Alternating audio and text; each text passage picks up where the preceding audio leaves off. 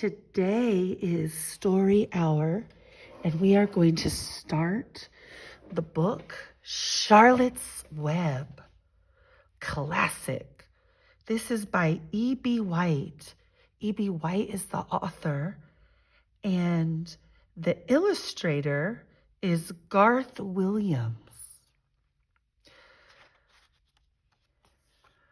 Charlotte's Web. Our copyright in this is 1952. Here's our table of contents, and we are going to start with Chapter 1, Before Breakfast. "Where's Papa going with that axe?" said Fern to her mother as they were setting the table for breakfast. "Out to the hog house," replied Mrs. Arable. "Some pigs were born last night." "I don't see why he needs an axe," continued Fern, who was only 8. "Well," said her mother, "one of the pigs is a runt. It's very small and weak, and it will never amount to anything. So your father has decided to do away with it." "Do away with it?" shrieked Fern. "You mean kill it? Just because it's smaller than the others?" Mrs. Arable put a pitcher of cream on the table. "Don't yell, Fern," she said. "Your father is right.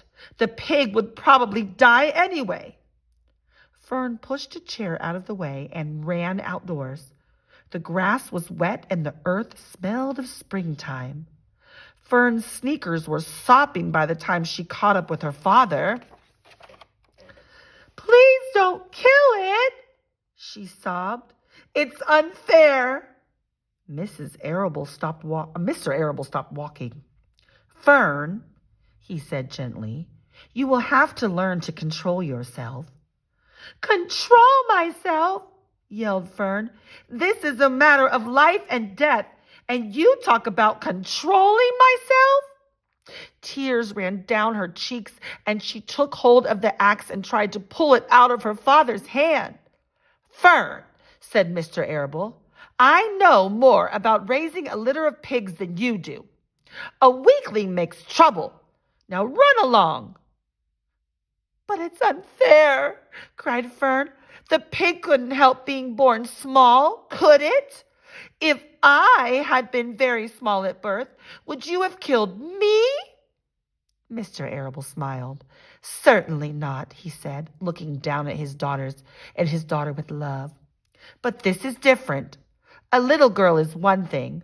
A little runty pig is another." "I see no difference," replied Fern, still hanging on to the axe. "This is the most terrible case of injustice I ever heard of." A queer look came over John Arable's face. He seemed almost ready to cry himself. "All right," he said. "You go back to the house, and I will bring the runt when I come in. I'll let you start it on a bottle, like a baby. Then you'll see what trouble a pig can be." When Mr. Arable returned to the house half an hour later, he carried a carton under his arm. Fern was upstairs changing her sneakers. The kitchen table was set for breakfast, and the room smelled of coffee, bacon, damp plaster, and wood smoke from the stove. "Put it on her chair," said Mrs. Arable. Mr. Arable set the carton down at Fern's place. Then he walked to the sink and washed his hands and dried them on the roller towel. Fern came slowly down the stairs. Her eyes were red from crying. As she approached her chair, the carton wobbled, and there was a scratching noise. Fern looked at her father. Then she lifted the lid of the carton.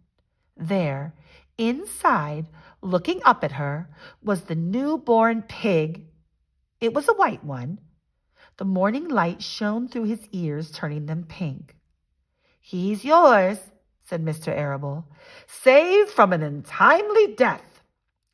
and may the good Lord forgive me for this foolishness." Fern couldn't take her eyes off the tiny pig. "Oh," she whispered, "oh, look at him. He's absolutely perfect." She closed the carton carefully. First, she kissed her father. Then she kissed her mother. Then she opened the lid again, lifted the pig out, and held it against her cheek. At this moment, her brother Avery came into the room. Avery was 10. He was heavily armed with an air rifle in one hand, a wooden dagger in the other. "What's that?" he demanded. "What's Fern got?" "She's got a guest for breakfast," said Mrs. Arable. "Wash your hands and face, Avery." "Let's see it," said Avery, setting his gun down. "You call that miserable thing a pig? That's a fine specimen of a pig.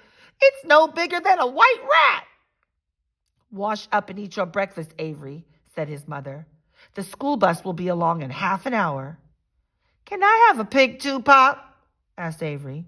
"No, I only distribute pigs to early risers," said Mr. Arable. Fern was up at daylight, trying to rid the world of injustice. As a result, she now has a pig. A small one, to be sure, but nonetheless a pig. It just shows what can happen if a person gets out of bed promptly. Let's eat. But Fern couldn't eat until her pig had had a drink of milk. Mrs. Arable found a baby's nursing bottle and a rubber nipple. She poured warm milk into the bottle, fitted the nipple over the top, and handed it to Fern. "Give him his breakfast," she said.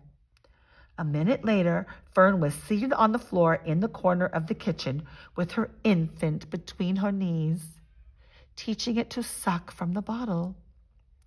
The pig, although tiny, had a good appetite and caught on quickly. The school bus honked from the road. "Run!" commanded Mrs. Arable, taking the pig from Fern and slipping a donut into her hand. Avery grabbed his gun and another donut.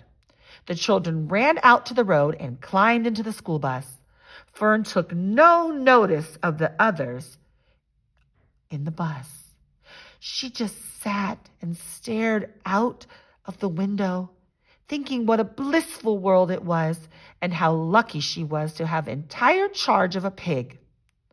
By the time the bus reached school, Fern had named her pet, selecting the most beautiful name she could think of. "Its name is Wilbur. Its name is Wilbur," she whispered to herself. She was still thinking about the pig when the teacher said, "Fern, what is the capital of Pennsylvania?" "Wilbur," replied Fern dreamily. The pupils giggled. Fern blushed.